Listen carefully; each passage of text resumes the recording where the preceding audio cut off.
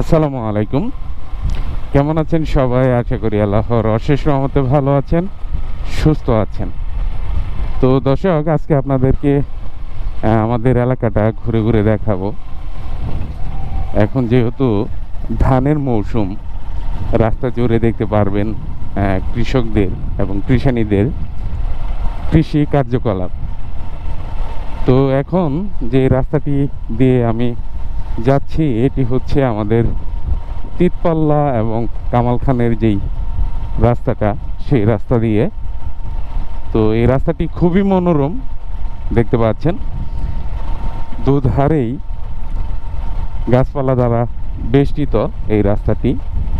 তো এরকম রাস্তা বাংলাদেশে বিরল, এখন খুঁজে পাবেন না। তো আপনাদের একটু আগে বললাম যে এখন ধানের মৌসুম, কৃষক এবং কৃষানীরা ওনাদের কাজে ব্যস্ত সময় পার করতেছেন। এই যে দেখতে পাচ্ছেন দুপাশে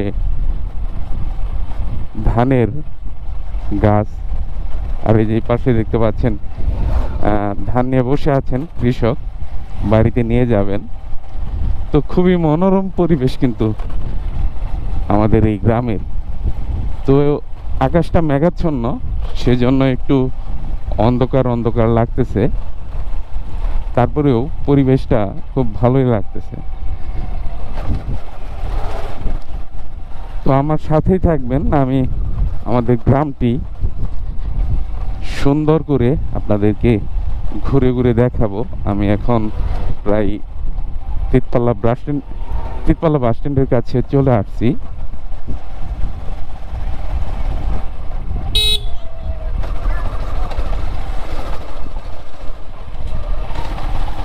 এটি হচ্ছে তিতপাল্লা বাস স্ট্যান্ড।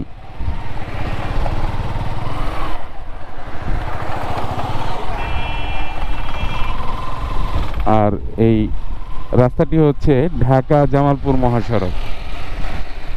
তো খুবই ব্যস্ত রাস্তা। আজকে আর এই রাস্তার ভিডিও আপনাদেরকে দেখাবো না, আজকে আমাদের গ্রামের সুন্দর দৃশ্যগুলোই তুলে ধরব।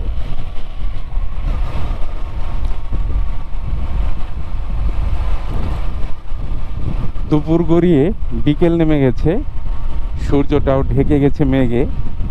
তো পরিবেশটা ঠান্ডা এবং খুবই মনোরম পরিবেশ, খুবই ভালো লাগতেছে। এই দেখতে পাচ্ছেন কৃষি কাজ করতেছে কৃষানি। রাস্তার দুধারে দেখতে পাচ্ছেন খড়ের পাল্লা। এখন ধানের পুরো মৌসুম, মানুষ এই মহাসড়ক ইউজ করতেও রাখে না, মানে মহাসড়ক ইউজ করে ফেলে। তো আমি এই গ্রামের একটি রাস্তা ধরে এখন যাব।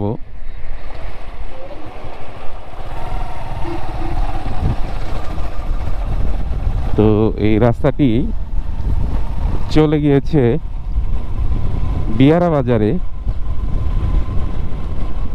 আমাদের গ্রাম হলো কৃষি প্রধান গ্রাম, আর কৃষিকাজের মধ্যে ধানটাই সবচেয়ে বেশি চাষাবাদ করে থাকেন কৃষকরা। দেখতে পাচ্ছেন এই পাশে কিন্তু কৃষকগণ ওনাদের উৎপাদিত ধানগুলো কাটছেন। অধিকাংশ ধান কিন্তু কাটা হয়ে গেছে, এই যে কেটে রাস্তায় রেখেছেন।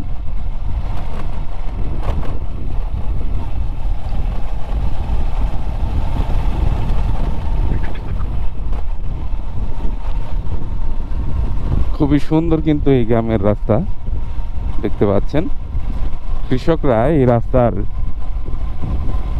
পূর্ণ ব্যবহার করেছেন। দুধারেই দেখতে পাচ্ছেন খড়ের পাল্লা। তো এই দৃশ্য আর বেশি দিন থাকবে না, ধানের মৌসুম শেষ, তারপর এই খড়ের পাল্লাগুলো যার যার সুবিধা মতো বাড়িতে নিয়ে যাবেন। পশু খাদ্য হিসেবে এই খড়গুলো কিন্তু ব্যবহার করবেন। তো পশুর প্রধান খাদ্য হচ্ছে এই খড়, এই জন্যই আর কি আমাদের এলাকার কৃষকগণ ওনারা ধানের চাষাবাদ করে থাকেন। ধানের চাষাবাদ কিন্তু তুলনামূলক লাভজনক নয়, কারণ যতটুকু খরচ হয় সেই টাকা কিন্তু এই ধান চাষাবাদ করে আসলে ওঠানো সম্ভব হয়ে ওঠে না। সেজন্য ধানের চাষাবাদ কিন্তু লাভজনক নয়। এগুলো কৃষকরা করে থাকেন কারণ ক্ষেত প্রতি থাকবে, তাদের বাৎসরিক যে চালের দরকারটা, সেই দরকারটা পূরণ করবেন নিজেরাই, আর ওদিক যা বাড়তি হবে তা বিক্রি করে দিবেন। তো দর্শক আর ভিতরে যাব না, এখানেই শেষ করব। সবাই ভালো থাকবেন, সুস্থ থাকবেন, নিরাপদে থাকবেন। আর এরকম গ্রামের রাস্তা দেখতে চাইলে কমেন্ট করে জানাবেন। আমি আমার চ্যানেলে এবং ফেসবুক পেজে এরকম ভিডিও দেওয়ার চেষ্টা করব।